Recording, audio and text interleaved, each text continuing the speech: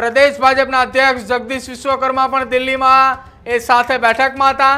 ગુજરાત આવતાની સાથે જ એક બાદ એક ગુજરાતની અંદર પણ મેરેથોન બેઠકની શરૂઆત થાય તેવી શક્યતાઓ વ્યક્ત કરવામાં આવી રહી છે અને ગુરુવારે નવા મંત્રીઓએ શપથ લે તેવી શક્યતાઓ છે।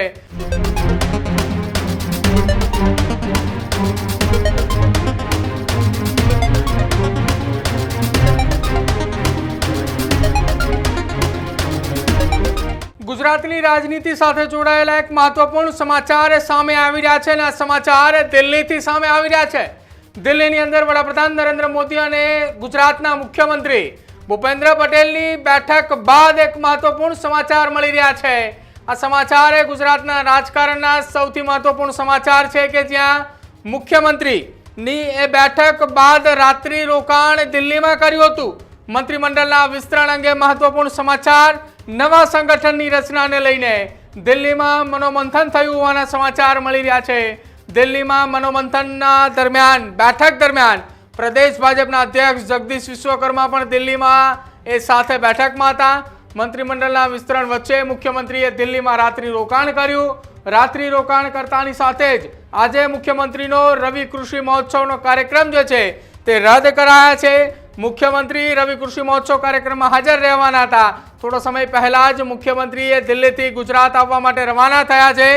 ગુજરાત આવતાની સાથે જ એક બાદ એક ગુજરાતની અંદર પણ મેરેથોન બેઠકની શરૂઆત થાય તેવી શક્યતાઓ વ્યક્ત કરવામાં આવી રહી છે અને આ મેરેથોન બેઠકની અંદર અનેક ગુજરાતના નવા નેતાઓની સાથે સાથે ગુજરાત પ્રદેશ ભાજપના એ અધ્યક્ષ જગદીશ વિશ્વકર્માની સાથે સંગઠનની મેરેથોન બેઠક યોજાય તેવી શક્યતાઓ છે। આ સંગઠનની મેરેથોન બેઠક એ મુખ્યમંત્રી નિવાસસ્થાન ખાતે મળે તેવી સંભવિત શક્યતાઓ વ્યક્ત કરવામાં આવી રહી છે। આ ગુજરાતની રાજનીતિ સાથે જોડાયેલા હાલ મહત્વપૂર્ણ સમાચાર। આગામી 72 કલાકની અંદર ગુજરાતમાં નવું મંત્રીમંડળ મળી શકે તેવી પૂરેપૂરી શક્યતાઓ એ વ્યક્ત કરવામાં આવી રહી છે અને ગુરુવારે નવા મંત્રીઓએ શપથ લે તેવી શક્યતાઓ છે। જો કે બીજી તરફ એક એવા પણ સમાચાર મળી રહ્યા છે કે 16 અથવા તો 18 આ બેમાંથી એક તારીખ નક્કી કરવામાં આવે અને જ્યારે ગુજરાત સરકારની કેબિનેટ બેઠક એ જ્યારે હવે મળે છે કેબિનેટ બેઠક બાદ ગુજરાતમાં દિવાળીનું વેકેશન, પરંતુ એક એવી શક્યતાઓ છે કે કેબિનેટ બેઠક એ નવા મંત્રીઓ સાથે પણ કદાચ મળે તેવી સંભવિત શક્યતાઓ છે અને નવા મંત્રીઓ સાથે ગુજરાતના મુખ્યમંત્રી ભૂપેન્દ્ર પટેલ કેબિનેટ બેઠક યોજે દિવાળી પહેલા તેવી સંભવત શક્યતાઓ વ્યક્ત કરવામાં આવી રહી છે। આ તમામની વચ્ચે આજનો આ તેમના કૃષિ મહોત્સવ કાર્યક્રમ પણ રદ કરવામાં આવ્યો છે। મારી સાથે વાતચીત કરવા માટે પોલિટિકલ એડિટર ન્યૂઝરૂમના હિનાલી ઠકરાર જોડાય છે। હિનાલી, આખી આ ઘટનાની અંદર મહત્વપૂર્ણ સમાચાર એ હવે સામે આવી રહ્યા છે કે જ્યાં ગુજરાતમાં એ મંત્રીમંડળના વિસ્તરણની વચ્ચે એ મહત્વપૂર્ણ સમાચાર એ કે મુખ્યમંત્રીના આજનો એ રવિ કૃષિ મહોત્સવનો કાર્યક્રમ રદ। મોડી રાત્રે દિલ્હીની બેઠક બાદ દિલ્હીમાં જ રાત્રિ રોકાણ કર્યું હતું અને હવે ગુજરાત આવ્યા બાદ મેરેથોન બેઠક શરૂ થાય તેવી શક્યતાઓ લાગી રહી છે। જી બિલકુલથી પ્રદીપ, ગુજરાત ભાજપ પ્રદેશ પ્રમુખની જ્યારે નિમણૂક થઈ ત્યારબાદથી સરકારમાં ફેરબદલ થવાની અટકળો સતત ચાલી રહી છે। સોમવારે ફક્ત મુખ્યમંત્રી ભૂપેન્દ્ર પટેલ જ નહીં પરંતુ પ્રદેશ પ્રમુખ જગદીશ વિશ્વકર્મા અને સંગઠન મહામંત્રી રત્નાકરજી પણ દિલ્હી પહોંચ્યા હતા। ત્રણેય નેતાઓની પીએમ મોદી અને ગૃહમંત્રી અમિત શાહ સાથે મુલાકાત થઈ છે। આ સાથે જ મુખ્યમંત્રીએ રાત્રિ રોકાણ દિલ્હીમાં જ કર્યું હતું, જેના કારણે આજે સવારે તેઓ દિલ્હીથી રવાના થઈ રહ્યા છે અને એના જ કારણે રવિ કૃષિ મહોત્સવનો કાર્યક્રમ જે એમનો હતો એ રદ કરવામાં આવ્યો છે। આના ઉપર અલગ અટકળો એ ચાલી રહી છે કે આજે જે કાર્યક્રમ એમનો રદ થયો છે ત્યારબાદ તેઓ રાજ્યપાલ સાથે આજે મુલાકાત કરી શકે છે અને મંત્રીમંડળના વિસ્તરણ બાદ જે નવા મંત્રીઓ છે તેમના શપથ ગ્રહણ માટે રાજ્યપાલ પાસેથી સમય માંગી શકે છે।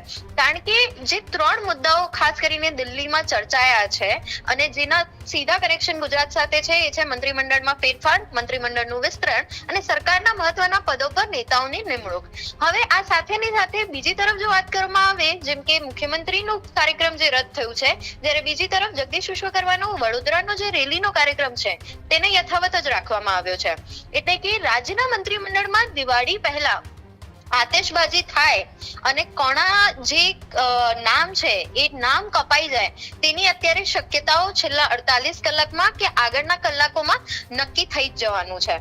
15મી ઓક્ટોબરે રાજ્યમાં ચાલી રહેલી વિકાસ સપ્તાહની ઉજવણી બાદ આ વિસ્તરણ થવાની શક્યતાઓ જોર પકડી રહી છે અને એ જ થવાની છે તેની જે ભીતિ છે એ સેવાઈ રહી છે. ભાજપ સંગઠન અને સરકારના ઉચ્ચ સ્તરે ચાલી રહેલી આ ચર્ચાઓ હવે નિર્ણય લેવાના છેલ્લી ઘડીએ પહોંચી ચૂકી છે અને લોકસભાની ચૂંટણીને ધ્યાને રાખીને સરકારમાં પ્રદેશના વિવિધ વર્ગો વિસ્તારોનું પ્રતિનિધિત્વ વધારવાનો પ્રયાસ, આ બધા જ જે સમકક્ષ ચર્ચાઓ છે કે જેમાં નવનિયુક્તિઓ હોય, વિભાગનું પરિવર્તન હોય, સરકારની કામગીરી હોય, તેને વધુ કેવી રીતે વેગ આપી શકાય તેના પર ભાજપ પ્રયાસ કરશે. કારણ કે આવનારા સમયમાં વિધાનસભાની બી ચૂંટણી છે અને દરેક પક્ષને કે દરેક જાતિ વર્ગને સાચવીને ચાલવાની જે ભાજપની નેમ છે તેને ધ્યાને રાખીને જ મંત્રીમંડળના વિસ્તરણની ચર્ચાઓ આટલા લાંબા સમય સુધી ચાલી છે.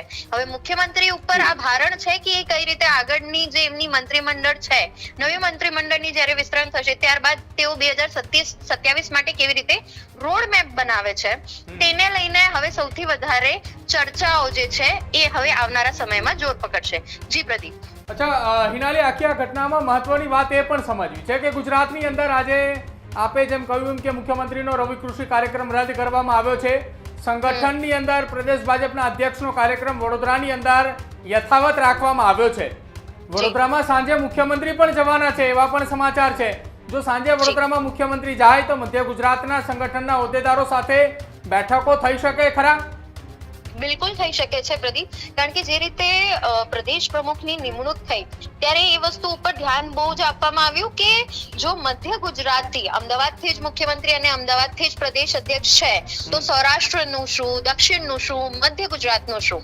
તો જ્યારે મધ્ય ગુજરાતમાં આટલી મોટી રેલી યોજાતી હોય પ્રદેશ પ્રમુખની તો સંભવિત છે અને ત્યારબાદ જો મુખ્યમંત્રી ત્યાં પહોંચતા હોય તો સંભવિત છે કે ત્યાંના જે નેતાઓ છે, ત્યાંના જે કાર્યકરો છે અને ત્યાંના જે ડેપ્યુટેડ પર્સન્સ છે કે જેમને તક આપી શકાય તેમની સાથે ચોક્કસપણે ચર્ચા થઈ શકે છે. કારણ કે આની સાથે સાથે જેમ મંત્રીમંડળનું વિસ્તરણ થશે ત્યારબાદ નવા સંગઠનનું માળખું પણ તૈયાર કરવામાં આવશે. એટલે કે હવે જે આવનારા સમયમાં જેટલા પણ ધારાસભ્યો છે કે જેટલા પણ મંત્રીઓ છે તે લોકોને એ ઓપ છે, એ લોકો એવું વિશ્વાસ પોતાને માની રહ્યા છે કે અમને ગમે ત્યારે ફોન આવી શકે છે, અમે કાં તો મંત્રીમંડળના વિસ્તરણમાં કાં તો નવા સંગઠનના જે મંત્રીઓ કે ઉપમંત્રીઓના જે હોદ્દાઓ છે તેના પર અમને ખાસ જે અમારી પેશકશ છે કે ખાસ અમને જે પદ છે એ આપી શકાય છે. કારણ કે વડોદરાથી જ્યારે પૂર્વ સાંસદ રંજન બેન ભટ્ટનું નામ મહામંત્રી અથવા તો ઉપમહામંત્રી તરીકેનું જે એમનું પદ છે તેના પર નામ એમનું ચાલી રહ્યું છે. કારણ કે પ્રદીપસિંહ વાઘેલાની સાથે માફ કરજો પ્રદીપસિંહ સાથે જે એમનું નામ જોડાઈ રહ્યું છે કે મહામંત્રી બની શકે છે, એમની પુનઃ એન્ટ્રી થઈ શકે છે તો એની સામે વર્સેસમાં અગર કોઈ મોટું માથું જોવામાં આવે તો એ પૂર્વ સાંસદ રંજનબેન ભટ્ટ છે જેઓ વડોદરાથી જ છે.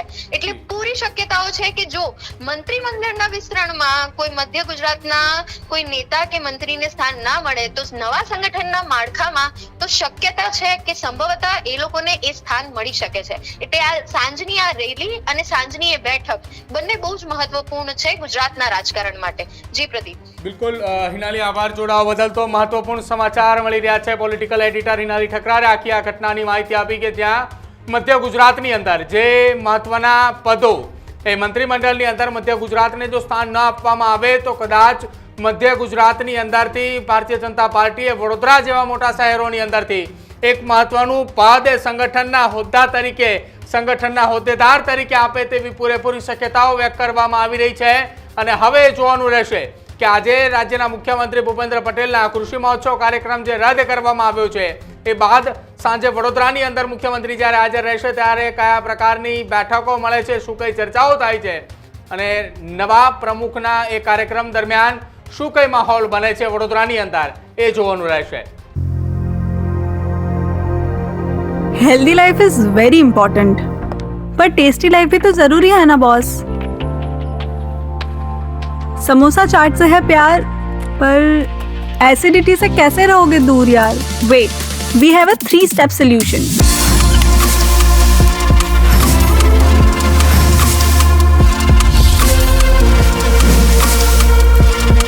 विट्रिशियन ओरल स्ट्रिप, क्योंकि टेस्टी लाइफ भी तो जरूरी है ना बॉस.